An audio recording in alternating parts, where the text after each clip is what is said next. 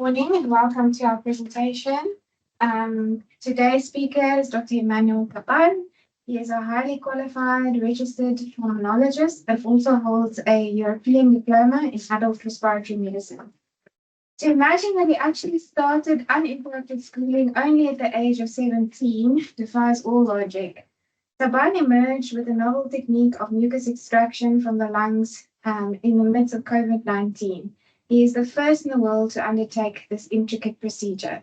So as always, we are very privileged to have you present something, especially something pulmonology related. Thank you, Leanne. Yeah, today I really would like to present a case of 24-year-old female who was referred by a urologist and I think based on the history, the urologist actually the patient was sent by GP with a history of abdominal fullness, shortness of breath, chest tightness, and wheezing. And the patient actually said that she was quite very ill, quite for almost being in and out for the last 18 months. And for imaging, of course, they have a larger left retrosternal mass with mixed solid and fat density that's based on radiology report and was confirmed as a giant angiomyolipoma. And on the CT scan lungs, you have multiple innumerable cysts at the lung base and a small cystic lesion in the superior of the liver. Then she was diagnosed based on clinical radiological as a lump. That's when I saw her, and that's based on the evidence. And if you look at the CT scan on the chest, you can see a lot of cystic lesions in the lungs, which are thin wall and diffuse in both the lungs. And the image on the right side, you will see clearly. Let me see if I can point. Yes, you could see there. That's where your angiolipoma is. That's where it is, just around to complete the kidney. And she was supposed to go for the left nephrectomy. That's when I was consulted to optimize her for surgery. Just background of the presentation objective, I would like to discuss a lump case, which is the objective will be to illustrate the clinical manifestations, common presentations, and characteristical radiological finding of lymphangiomatosis. I'm going to limit my call it as lump for now. To outline the diagnostic approach to lump, with particular emphasis on the role of vascular endothelial growth factor D as a biomarker, and also to review the current prognostic indicator in the lump, including the impact of lung functions, hormonal status, vascular endothelial growth factor D levels, and initial clinical presentation and disease outcome. To inform clinicians about evidence-based management strategies for lump and encompass both pharmacological and non-pharmacological intervention. So lumps number the it really is a rare progressive neoplasm affecting the primary women of reproductive age, caused by proliferation of abnormal smooth muscles like lump cells, lead to destruction of lung tissue and formation of thin wall cysts. Can present as a sporadic lump, what's called S-lump, or tubular sclerosis complex associated with lump. So tuberous sclerosis complex is genetically disorder linked to the mutation in the tuberous sclerosis complex 1 and 2. And then the 2, what they do to activate the mTOR pathway. And of course, you have it's a multisystemic disease involving lungs, which they can present with dyspnea, pneumothorax, hyaloid fusions. In abdomen, they can present with the renal angiomyolipomas as our patients, and also lymphangiomatosis. Pulmonary symptoms, they often misdiagnosed as asthma, COPD, or emphysema.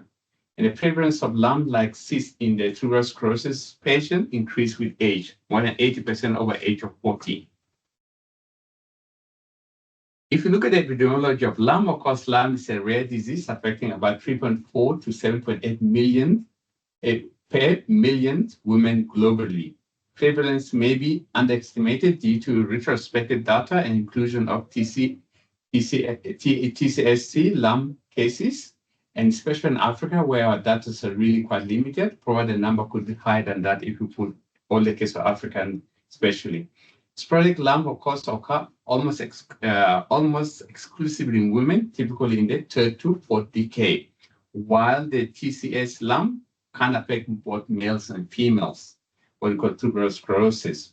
Lung also occur in TCLs, affecting 10 to 80% of women with the TCA tuberous sclerosis complex gene. Men with TCLs can have cystic lungs changes, 10%, but are rarely symptomatic. One study suggests sporadic lung may be more common in white females of higher socioeconomic status, but findings are not conclusive. The reason why, I really don't know. But if that was the case, ideally we found that Europe, Germany should be having a lot of them, but unfortunately the data does not support the conclusion. So age range and diagnosis varies widely from pre-adolescent to elderly.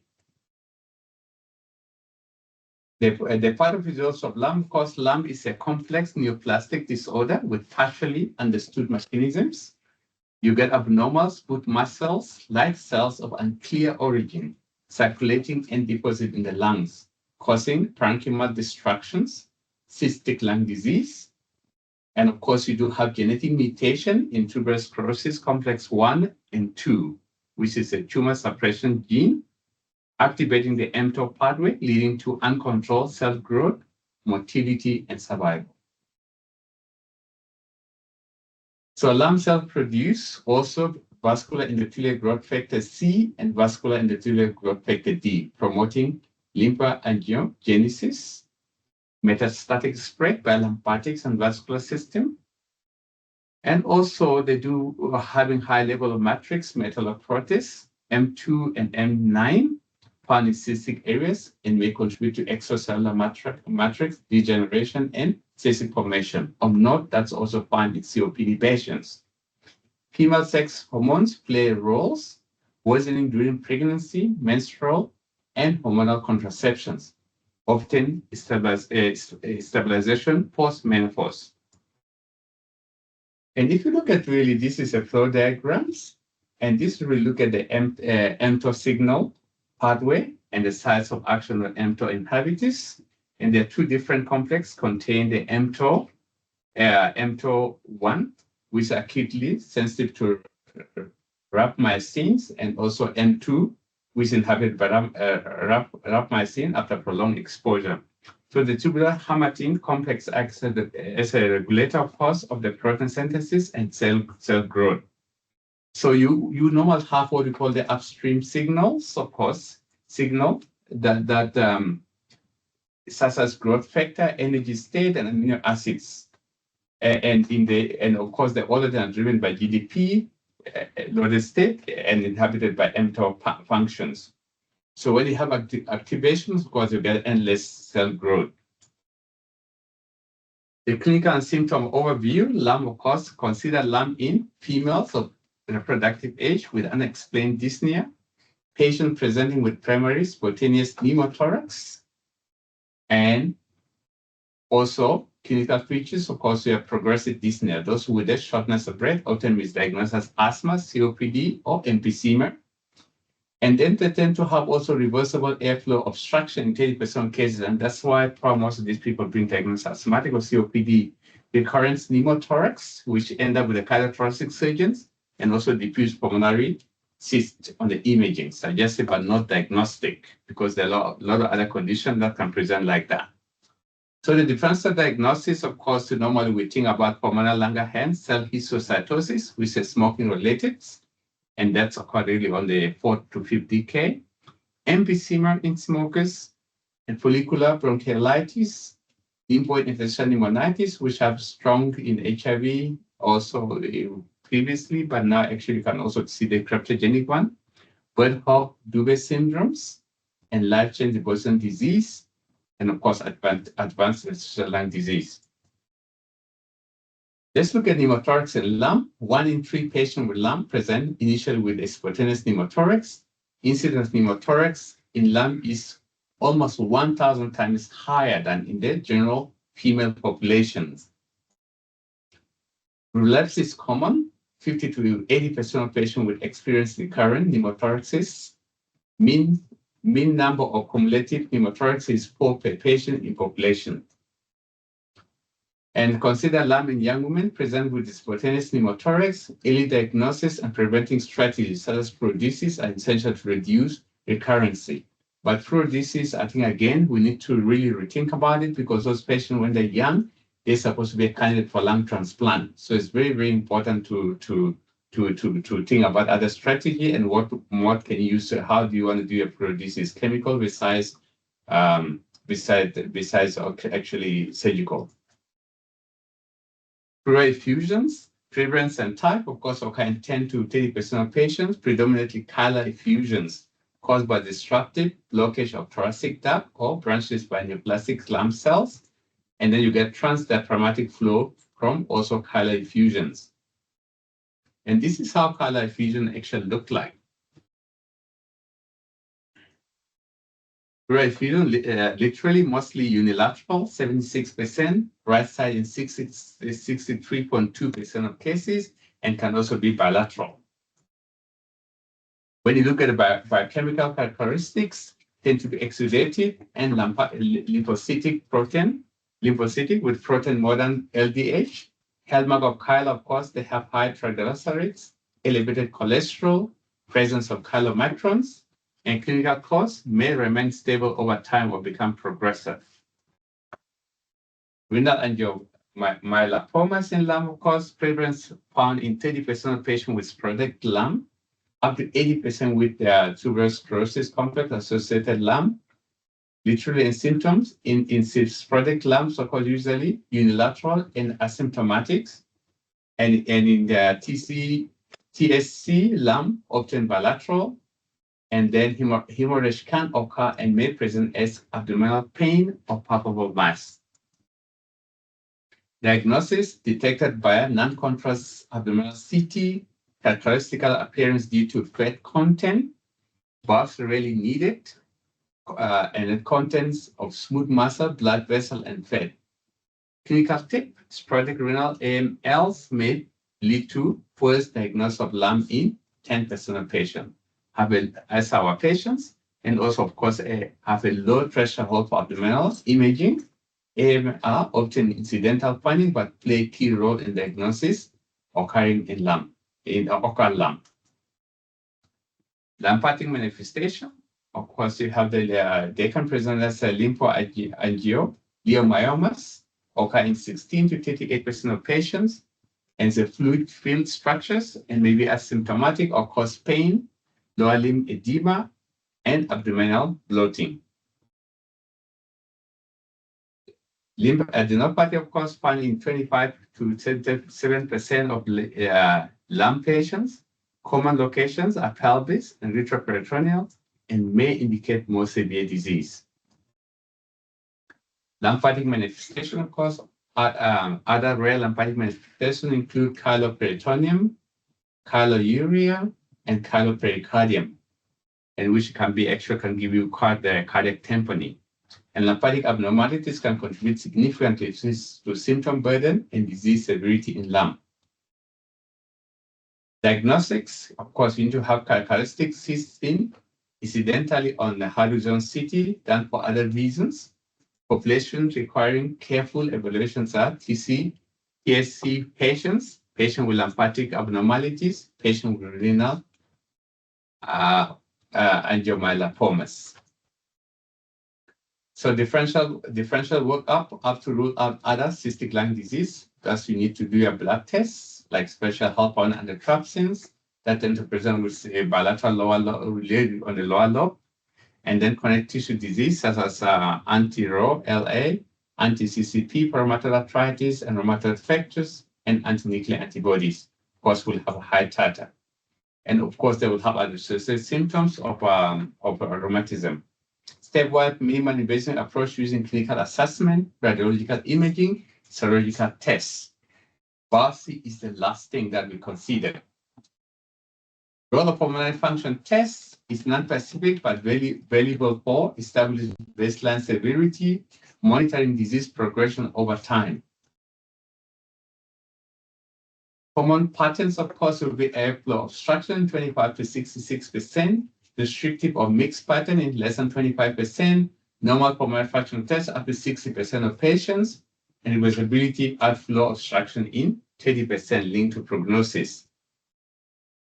DLCO, of course, diffusion capacity reducing up to 90% of patients because of cystic space that causes obstructive lung problems and may be only abnormality in early diagnosis, particularly useful in young patients with isolated DLC reduction.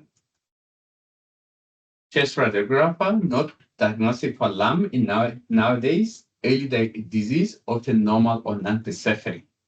Lateral signs may include reticular or nodular opacities, hyperinflations, pneumothoraxis, and lymphadenopathy.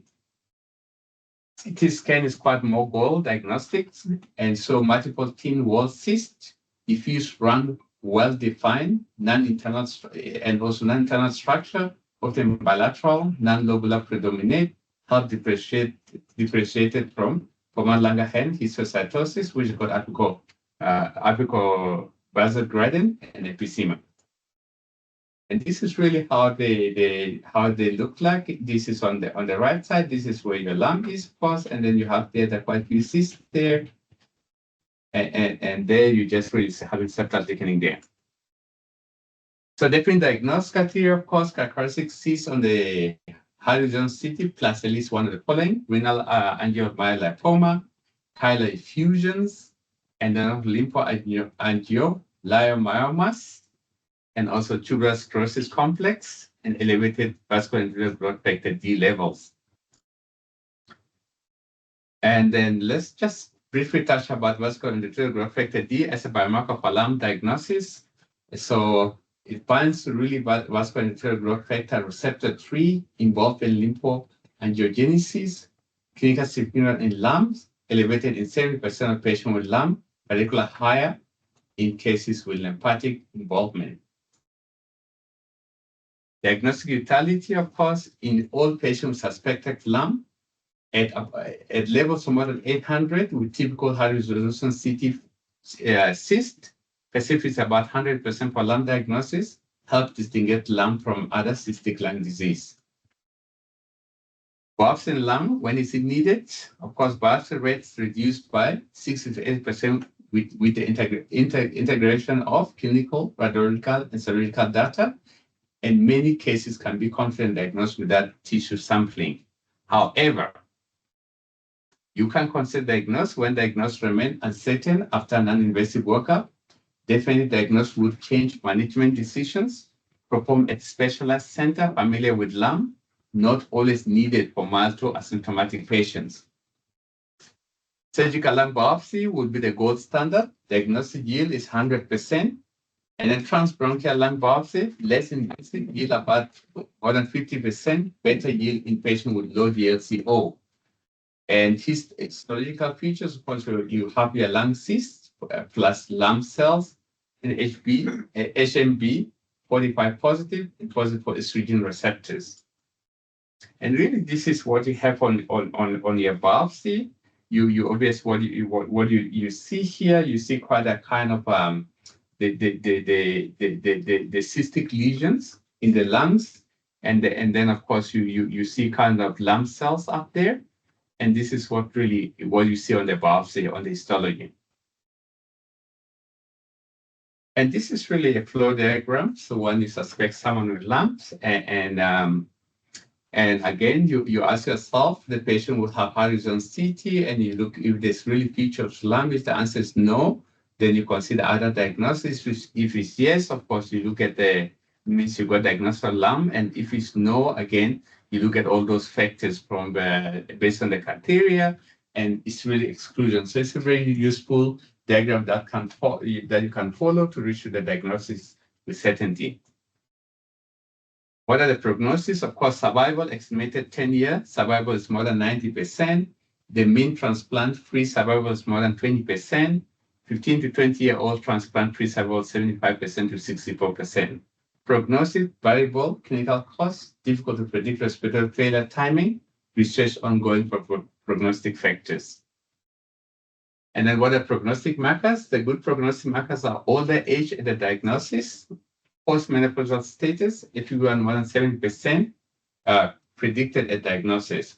Poor prognostic markers, those will be things like progressive dyspnea at presentation, premenopausal status, FEV1 of less than 70% predicted at diagnosis, reversible airflow obstruction, use of supplemental oxygen, and vascular endothelial growth factors more than 800.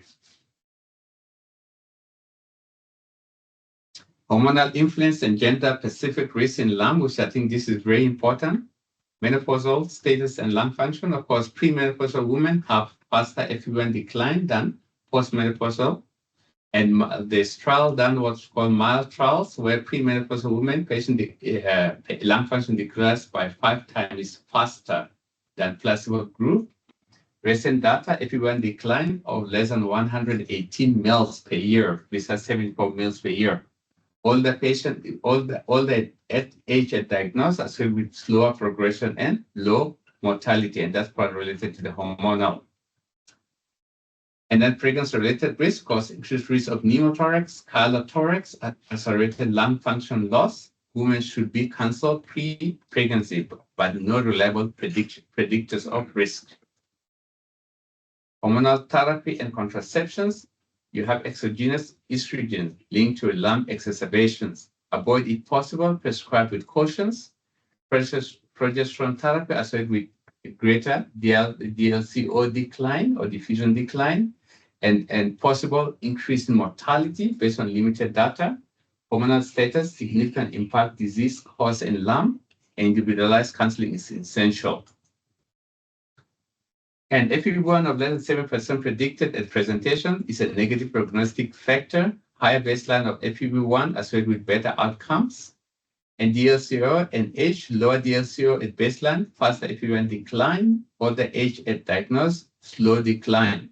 Gas exchange impairment, need for supplemental oxygen, and worse prognosis.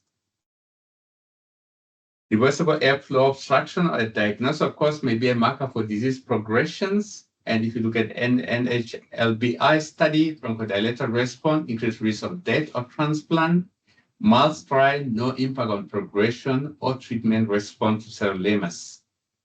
Baseline lung function, especially FEV1 and DLCO, play a key role in risk classification in lung. Association with the disease severity, of course, high vascular endothelial growth factor D levels linked to worse lung function, reduced exercise tolerance, increased oxygen requirement, and airflow obstruction. Vascular endothelial growth factors biomarker in lung, again, predicted value is about almost most likely of more than 600, which is more likely to decline on placebo, more likely to respond to sirolimus. Limitation, not predicted, no predictive mortality or need for transplant. Further research needed to define this role as a prognostic biomarker. Treatment of lung, of course, mTOR inhibitors and supportive therapy are cornerstones. When to start treatment, mTOR inhibitors are sirolimus or everolimus, which you have them acquired currently in South Africa, and they're used normally in transplant center for special renal and lung and heart transplant to suppress. They are more useful when FEV1 less than 70% predicted, selected patient with rapid FEV1 decline, high residual volume, low DLCO, excess desaturation, and resting hypoxemia. That's indications. Sirolimus group so normally stabilize based on mild trials, so stabilization lung function, improve quality of life. Target trap level will be 5 to 15, and low dose of more than 5 may be effective. Treatment, monitoring, and duration, of course, vascular growth factor may guide response and dose adjustment. Long-term safety observed up to 3.5 years. Postmenopausal women may not need treatment. Adverse effect common are mucositis, GIT upset, acne, edema, high cholesterol. Rare are ovarian cysts, liver function derangement, pneumonitis, proteinuria, and infection. Bronchodilator therapy, 30% show reversible airflow obstruction. That's why they normally get misdiagnosed as asthma or COPD, despite that they are not smokers. And then trial will help Beta agonists may be appropriate, used with caution in sirolimus treated patients. Management of pneumothorax in lung, of course, clinical effects. 70% of patients with lung will experience pneumothorax. High recurrence rate required proactive management and management approach. Treat standard secondary pneumothorax guideline produces recommended after the first event due to high risk of recurrency. Type of produces, no consensus on chemical or surgical produces. Guidelines differ. The European Respiratory Society recommends chemical produces, while ATS recommends surgical intervention. Early involvement of the thoracic surgeon is crucial. Transplant consideration prior to procedure is contraindication to transplant. Consult lung transplant center early for patient at risk. And this is angiolipoma, the biggest one you could see. The fat is quite crazy, big, and really they look like pregnant women. Management of adrenal angiolipoma syndrome, surveillance and imaging. All lung patients require cross-sectional abdominal imaging at diagnosis. If AML is less than 3 centimeters, monitor with MRI or CT every 1 to 2 years. When to intervene? When angiomyolipoma is more than 3 centimeters or symptomatic lesions, symptoms such as bleeding, hematuria, pain, and unreasonable dilatation. Prepared imaging or MRI. Management options are selective embolizations and nephron-sparing surgery. Response to mTOR treatment therapy, of course. AML regressed with mTOR inhibitors. And one of our patients was put on that and actually regressed. Tumor may regrow if therapy is discontinued. Cardiothorax management in lung, of course. Initial management start with sirolimus. mTOR inhibitors may result in complete resolution of diffusion.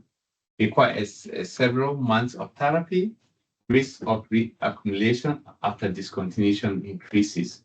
Invasive intervention, if needed, consider only after mTOR trial fail or is not tolerable. Options include paralysis with or without thoracic duct ligation. Hormonal therapy in lung, what to avoid, estrogen exposure worsen lung, disease progression linked to estrogen, clinical improvement often seen in postmenopausal. Recommendation, hormonal therapy is not recommended. Estrogen-based contraceptions are contraindicated and should be discontinued at diagnosis. Pregnancy in lung, contagious case, fertility and family planning. Women with lung, less likely to plan pregnancy. Reported advanced disease and medical advice as a key deterrent. But remember, again, when we say they're less likely to plan pregnancy, you have to look at different culture, different society. I think for me, if you come to Africans, Indians, and probably you are Latin America, pregnancy is everything. They're more likely to take a risk because a marriage equals to children. But maybe in the Western society, the thinking is quite different. Of course, and they have also reduced fertility of few children besides general population, but there are cases that they actually have children. Risk during pregnancy, our concern, of course, some that keep the pulmonologist out of sleep is increased risk of pneumothorax. You always have to be thinking about it. Cardiac effusions, worsening dyspnea, bleeding from angiomyolipomas, and lung may first present during pregnancy with pneumothorax or dyspnea. So sometimes you really struggle to know, is the patient having pneumothorax or just because of the pregnancy pressure of diaphragm? It becomes so difficult between, and most of the time you really have to rely on the imaging to try to see whether they have pneumothorax or effusion. So it's really difficult, and that's why I have one of my patients currently at.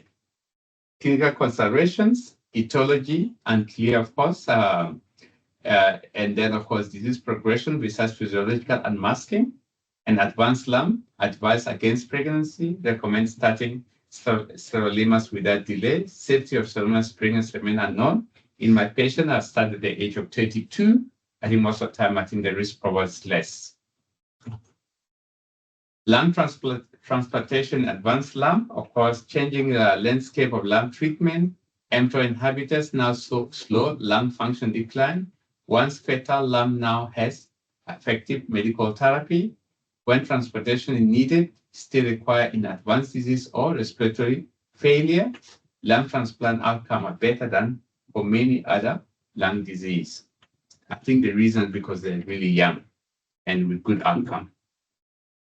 So this is three our patients. Our patient, of course, after I send the patients, we often do the embolizations. And if you look at that, that's where the tumor is there. And that's, you could see the vascularizations. And then of course, that is like after when we embolize the patient. And it actually did very well. So role of the cellular transplant, of course, would be your optimized patient conditions and also help prevent recurrence of complications. And this is my references for further reading. And I say thank you. Thank you. Thank you very much. It's quite interesting. Not something you see every day. I think at least we have two in the midstream patients, very two. The 24-year-old currently is 33 weeks pregnant. And it's really tough one, you know, you really kind of, you're nervous. And, you know, we always have a constant meeting with gynecologists to see whether they could actually probably 34 have the baby out. And yeah, they do fall pregnant, but I think they require clear monitoring. So now I have to build practice at gynae, seeing her every week. I have to see her. And that's because we never know what might happen. So maybe next year. So that's how difficult it is, yeah. I'm looking at that incidence in the higher socioeconomic group, and it's probably related to contraceptive use, estrogen containing contraceptives. I think probably, yes. I think yes. I never thought of it that way, but I think perhaps that was, yeah. And then it also seems that the VEGFD levels are quite important to get an idea of prognosis and response to therapy. So I'm thinking... do we have it here in the country, though? We do the test, because that's what I always... Yeah, because if you look at that units, picograms per milliliter, it's in the same range as troponins or even interleukin-6. So it is possible to do it even on our automated so you do analyzers, but it's not necessarily available via the vendor because it's a low volume test. But sometimes you can take a method and actually do a third party. So I can request my patient to have one. Not yet. Not yet. We will investigate. It should be possible. Okay, but do you guys do? No. I'm not sure. Okay, but I think this is the reason why I think for me it's burned that we need to have at least a center to be able to do it, because it's sometimes, I mean, look, did get a lot of phone calls from Durban about patients with lumps also. And the things that would be nice actually to be able to do the test. That's very interesting, actually. Online, I know we have a lot of fellows online.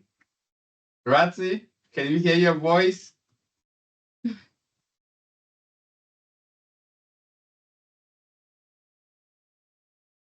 Any question? Hi, I'm here. Leslie is our fellow doing pulmonology. No, we have a couple. Kind of comment. We also have a patient with this as well at Steve Beaker Pulmonology, but we also are struggling to access. We were also not sure whether the test is available, the VEGF test as well. So yeah. Right. How old is your patient? She's 49. Okay, so what do you think about the how's FEV1? Is it like, are you happy? Is it progressing, decline rapidly, or is it very stable? We just saw her for the first time about a month ago. She's coming back for review, I think next week. Then I'll let you know. I'll let you know what's happening there. Initially, there were multiple confounders. So there was also a question whether they were, she's immunocompromised, so there were some questions whether there were also other opportunistic infections on board. We did bronch her, waiting for some of the results. So far, everything is negative. So yeah, but I'll give you feedback when she comes back.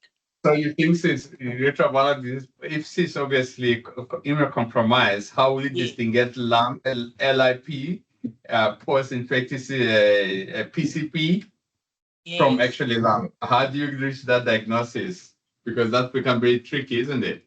Yeah, yeah, yeah. It's very, yeah. Are you have you reached diagnostic certainty on the diagnosis of lung in the patient? Sorry?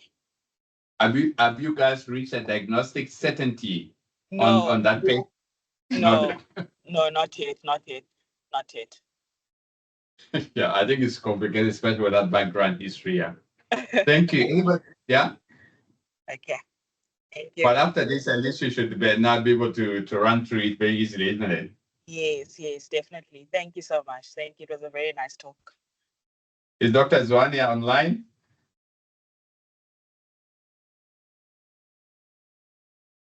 Anybody online? Yeah. Zwani? No questions from my side. Great presentation. Good morning. Morning. I think you're gonna find one now there in the hypermedic clinic. I believe so. Yeah, I haven't seen any. I haven't diagnosed any. But now you can look for one. Okay. Yeah, morning. I'm Morning, also Kelly. online. How are Thank you? you so much. Long time. How are you? Yeah, no, thanks for a great presentation. No questions from me. Thank you. Okay. Can I ask you a question since you're about to write? I'm not sure. Okay. So what do you think about the role of sirolimus in pregnancy? Do you think there's a role for it? Do you think it should be initiated at the beginning, later? Do you think there's a role of prodisis instead of using sirolimus? Have you read about it already?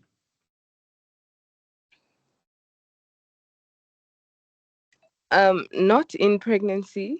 Obviously in the state we don't have sirolimus, so we don't have a lot of exposure to it. It's only in Charlotte where they've got 5 patients on it, and that's it. In Baragwanath and Helen Joseph, we do not have any experience with it. But not in pregnancy, and I would also assume that there's not much data in terms of using it in pregnancy. Yeah, but if the data shows that it's safe, I guess we can go ahead. In terms of pleurodesis, I don't particularly see a contraindication, especially if you were to use povidone iodine. I'm not sure about talc and the others, but if you were to use povidone iodine, I haven't read up on it, but I wouldn't think there would be any contraindications if your patient did present with a pneumo and you were trying to prevent the next one. Yeah. That's my 2 I cents. think about prognosis, of course, I think you need to kind of look at your patients and see how their age. I mean, if they're in their 20s, 30s, so your biggest concern would be that if you do prognosis, what will happen with the transplant, lung transplant? And I think should be more informed by your DLC or your progression lung function. Because if your lung function are below 40s, that they're very low DLC or like 30s there, then I would really probably think twice about doing prognosis, perhaps speak to the transplant doctors and kind of for them to weigh in the cardiothoracic to make sure that, because once they have it to prognosis, it's become difficult to do lung transplant on those patients, become almost contraindication. So I think something that maybe during your exams, you must, if you get asked about a question, do give them that option about the transplant, because I think the transplant, obviously, once you have prognosis, you cannot do it, and maybe you just can review about the patient prognosis, whether they actually do qualify for lung transplant or not. But my reading, the answer is no. Yeah, so I think that would be the only thing. Okay. Thank you, Kate. Thank you. You're almost there. Next, anybody else?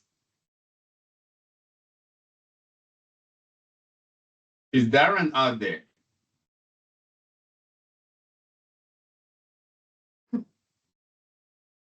In that case, then we could. Any question from inside? Everybody, have a good rest of your week. Okay.